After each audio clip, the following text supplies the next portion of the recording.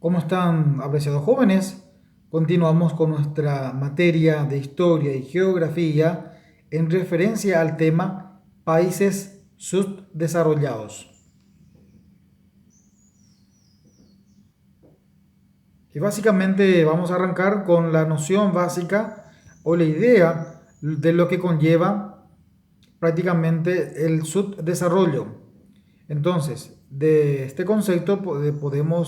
esta palabra podemos dar como concepto que el subdesarrollo es aquella situación donde no se cuenta con cierta cantidad de riqueza, servicios o capacidades productivas, como un atraso de un país o una región que no habría alcanzado determinados niveles socioeconómicos culturales. Entonces, básicamente esto es lo que se refiere al subdesarrollo. Entonces podemos decir que es cuando un país se encuentra en esta situación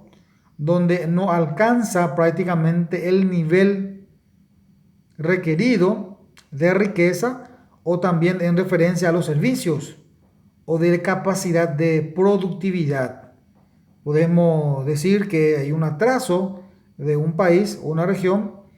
que no alcanzó, no llegó al nivel socioeconómicos y culturales que puedan determinar su grado de desarrollo. Entonces, básicamente a esta es lo que nos referimos cuando hablamos del subdesarrollo. De tal manera para que podamos ir observando o podemos ir identificando, aquí tenemos algunas características del subdesarrollo, como por ejemplo, elevado índice de desempleo, elevado índice de corrupción, grandes desigualdades económicas entre los habitantes, los gobiernos aportan poco o nulo presupuesto para la ciencia, la tecnología, baja renta per cápita, poco, digamos, poca recaudación en materia de impuestos en toda la región del estado. Entonces esto hace que tenga pocos ingresos y esa redistribución se hace también de una mala manera, porque no cuenta con los recursos suficientes el Estado para poder, digamos, invertir en lo referente a los diferentes ámbitos que necesita el Estado, sobre todo en materia de educación. No hay una buena inversión en materia de salud tampoco, y esto también hace que repercuta también en otras áreas como las ciencias y la tecnología, mucho menos. Entonces, hay un elevado índice de desempleo, no hay un compromiso por parte del Estado para que pueda, digamos, implementar mayor presupuesto en la industrialización, sobre todo lo que se refiere a fábricas. Tampoco no hay una buena gestión de poder de negociar con empresas multinacionales que puedan venir a invertir en la región de ese país, y sobre todo hay un elevado índice de corrupción, que esto se puede observar o se puede eh, percibir sobre todo en las instituciones del Estado, las que deben trabajar en pos de los intereses de la comunidad, de la sociedad, de la ciudadanía en general. Está básicamente sumida en la corrupción, donde básicamente esto trae atrasos para un Estado. Otras características que podemos sumar a un Estado subdesarrollado es que la mayoría de los países tienen una elevada deuda externa contraída con bancos internacionales, con bancos mundiales. Su desarrollo tecnológico depende de otros países, alta tasa de mortalidad infantil, gran crecimiento urbano, piratería masiva que se puede notar, que se puede concentrar en varios puntos de la zona geográfica de ese estado, Sobre todo a esto le podemos sumar la impunidad que puede haber de parte de las autoridades administrativas de justicia. Entonces son varios puntos que va sumando para que un país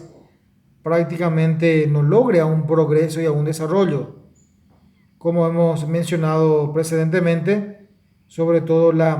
los pocos ingresos que pueda tener en materia de recaudar impuestos, como así también en la inversión que deba hacer el Estado en los distintos estamentos, como es salud, educación, y ahí está sobre todo la inversión en las fábricas, en las industrias, que de esta manera va a tener, digamos, un movimiento interesante en cuanto a laboral se refiere. Como hemos mencionado también, una deuda externa contraída con otros bancos, que eso lo que hace es inflar al Estado en deudas. Sobre todo se nota la piratería y, como ya hemos mencionado, también la corrupción que se hace presente en las autoridades de los poderes del Estado. En este punto podemos observar algunas causas internas del subdesarrollo económico. Tenemos los desequilibrios económicos del medio natural difícil, lluvias irregulares, suelos frágiles. Siempre enfocándonos a los desequilibrios económicos, podemos decir que los recursos son controlados por el capital extranjero, se dedica a la exportación, escaso desarrollo industrial, falta más oferta laboral, como dentro de esto también está en referencia a la característica de fábricas, que son muy pocas las que se habilitan en estas regiones, distribución por sectores, predominio de la agricultura, sector de servicios poco desarrollados. O sea, estos estados básicamente dependen de una actividad primaria, que es la agropecuaria, agricultura y la ganadería. No así con el factor de la industrialización o sobre todo en la inversión en fábricas, por ejemplo. En este punto básicamente estaremos observando cuáles serían esas consecuencias del subdesarrollo de aquellos estados que están en esta situación. Las consecuencias del subdesarrollo son claras y difíciles de controlar, ya que tienden a reproducir el esquema de carencias que las produjo, tales como pobreza, dependencia del extranjero, hay una desigualdad social, la inestabilidad política, fragilidad democrática, la demagogia y, en los casos más graves, miseria, hambruna, pandemia y violencia extrema. Entonces, estas son básicamente las consecuencias de un país subdesarrollado, donde esa poca inversión, o mejor dicho, esa inversión, sí, la poca inversión o una inversión no interesante que se deba hacer en los aspectos fundamentales de un Estado, que es en materia de educación, poca inversión en materia de salud y bienestar social, también poca inversión lo que hace en referencia a una industrialización o en fábricas, hace que el ser humano no tenga esa oferta laboral y conlleva otras situaciones sociales, que es la pobreza, la falta de no poder satisfacer las necesidades básicas de la familia, de la vida, y sobre todo esto también trae aparejada otros fenómenos sociales, como es la delincuencia, la inseguridad, la pobreza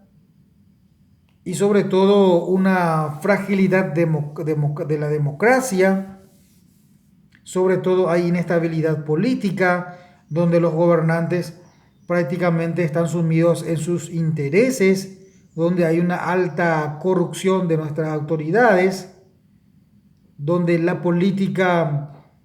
socioeconómica no son bien enfocadas, no son bien focalizadas o determinadas, y sobre todo en épocas de elecciones,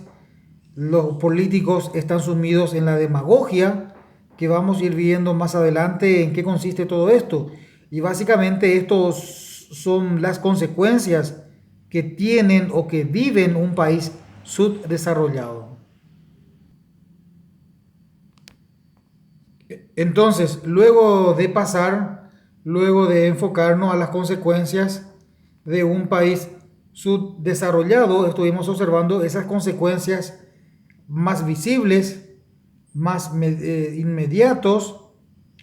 y es así que se utilizó una palabra de los políticos que es la demagogia. Entonces, con esto vamos a poner punto final, sin antes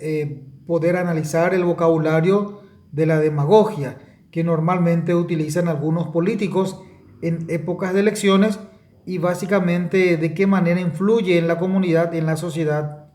de una determinada región. Entonces, vocabulario, demagogia, de donde se infiere que su origen está vinculado con la manipulación o la conducción de la voluntad política de las masas. Ya lo decía Aristóteles, explicaba que halagando a los ciudadanos, endulzándoles, haciéndoles escuchar lo que a ellos les gusta, se someten los designios políticos a la emocionalidad de las mayorías con tal de tenerlos siempre a su favor y conservar el poder político. Entonces, ¿qué quiere decir esto? ¿A dónde queremos llegar? ¿Cómo queremos percibir o analizar? Que si un candidato quiere ocupar un cargo público, empieza a dar una buena política, donde dicen que van a actuar de buena manera, donde va a haber pan para todos, trabajo para todos, donde medicamentos y salud va a ser beneficiada en general toda la ciudadanía, toda la familia, y empieza a dar promesas falsas donde realmente el ciudadano ve prácticamente entusiasmado, ve emocionado que ciertos planes políticos se van a cumplir una vez que este candidato llega al poder. Entonces, de esta manera prácticamente se manipula a la sociedad en general, donde le hace escuchar al pueblo lo que el pueblo quiere, pero una vez que uno llega al poder, prácticamente esas promesas que fueron